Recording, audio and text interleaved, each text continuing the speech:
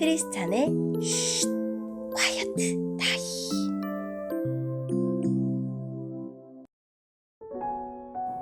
샬롬! 크리스찬 성도님들 반갑습니다. 오늘의 본문은 마태복음 5장 21절부터 32절까지의 말씀입니다. 본문의 제목은 율법의 업그레이드 버전입니다. 본문을 읽기 전에 어떤 내용인지 요약본을 먼저 읽어드릴게요.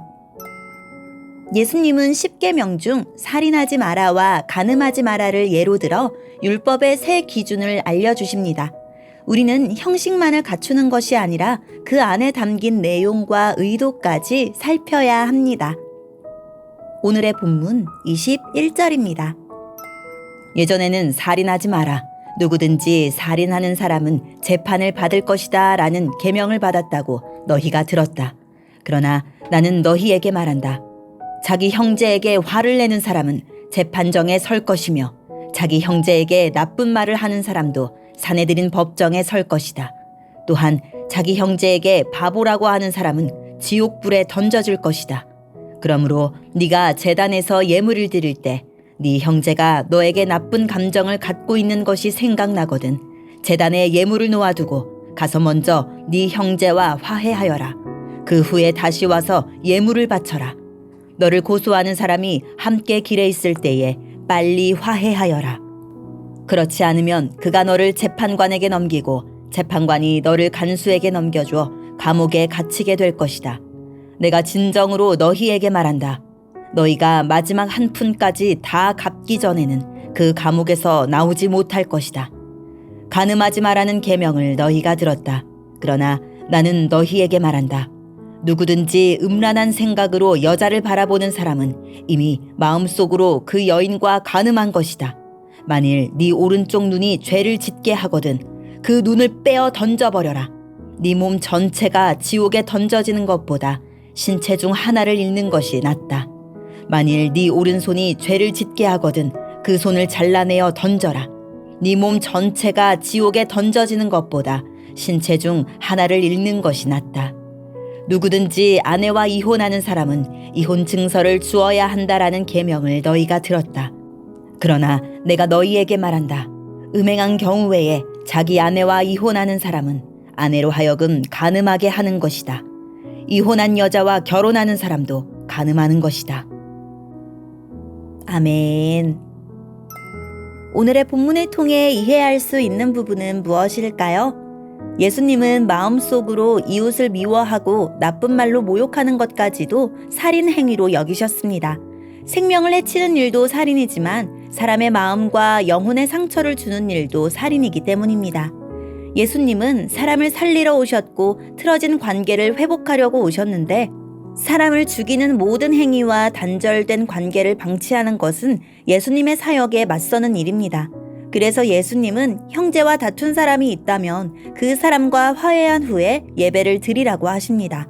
하나님은 분노와 미움으로 가득 찬 예배를 받으실 수 없습니다. 10계명 중 제7계명은 간음하지 마라입니다. 간음은 부부 관계가 아닌 사람과 성적인 관계를 맺는 것을 뜻합니다. 책임이 부재하고 욕망과 느낌만 앞세우는 느슨한 관계는 생각보다 많은 것들을 무너뜨릴 수 있습니다. 예수님은 몸뿐만 아니라 마음과 생각으로도 정결한 삶을 살라고 하십니다. 몸과 마음이 모두 정결할 때 아름다운 결혼 생활을 계속 이어갈 수 있습니다. 오늘의 본문을 통해 알 수 있는 우리 예수님은 어떤 분일까요? 형제의 인격을 짓밟고 모욕하는 것도 살인이라 하십니다. 실제로 사람을 죽이지 않더라도 생명을 소중히 여기며 서로 존중하라는 하나님의 의중에 반하는 모든 일이 본질상 살인과 같기 때문입니다. 그러니 살인하지 말라는 계명은 형제에 대한 미움과 분노, 경멸과 모욕까지 금하는 것으로 이해해야 합니다. 이런 언행은 상대의 존재를 무시하고 부정하는 것이기에 실제적인 행위 못지않게 폭력적입니다. 살인이 재판을 면할 수 없다면 모욕적인 언사도 마찬가지입니다.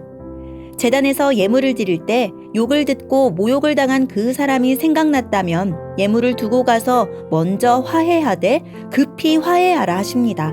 화해가 재산보다 우선이라는 뜻이며 화해할 기회를 놓치지 말라는 뜻입니다. 주님은 심각한 원한이나 불화만이 아니라 사소한 거리낌까지 평화롭게 해결되길 바라시며 상대방이 나의 사과를 받아들일 때까지 애쓰라고 하십니다. 예배하러 나오기 전에 먼저 누구와 화해해야 합니까? 간음을 행위로만 보고 그런 행위를 하지 않는 것만으로도 의롭다고 생각하는 자들에게 주님은 너희 마음속은 어떠냐고 물으십니다. 간음 행위뿐만 아니라 마음속 음욕까지 정죄하십니다. 살인이 증오에서 시작되듯이 간음은 음욕을 품는 데서 시작되기 때문입니다. 사람을 내 정욕을 풀어줄 대상으로 바라보는 시선 자체가 간음이고 탈선입니다. 성을 상품화하며 사람을 정욕의 대상으로 바라보게끔 만드는 시대에 우리 자신과 자녀들을 지키기 위해 어떤 노력을 하고 있습니까? 오늘의 본문을 통해 우리에게 주시는 교훈은 무엇일까요? 옛 계명은 율법의 정신을 담고 있지만 그 형식은 완전하지 않습니다. 법이 시대의 발전과 상황의 변화에 따라 다른 모습으로 개정되는 것처럼 예수님도 옛 계명을 새 백성에게 알맞은 모습으로 바꿔주십니다.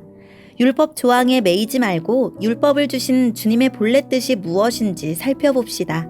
그러면 더 자유롭고 더 온전하게 율법을 지킬 수 있을 것입니다. 새 계명의 특징은 회복된 관계에 있습니다. 서로 불신하는 깨어진 관계에서 율법은 각자 지켜야 하는 최소한의 윤리입니다. 그러나 그리스도 안에서 서로 신뢰하는 관계에서는 더 나은 의가 요구됩니다. 살인과 간음은 이방 사람도 금하는 법입니다. 하늘나라 제자는 말로도 살인하지 말고 마음으로도 간음하지 말아야 합니다. 이것이 우리가 관계를 회복한 이웃에게 지킬 천국의 윤리입니다. 오늘의 본문을 통해 각자에게 주시는 성령 하나님의 음성에 귀를 기울이며 살아계신 하나님, 주님의 말씀 한 구절 한 구절에 담긴 주님의 깊은 뜻을 깨닫게 해주세요 라고 기도하고 오늘도 말씀을 붙들고 승리하는 하루를 살아냅시다. 여기까지 크리스찬의 쉿 콰이어트 타임이었습니다.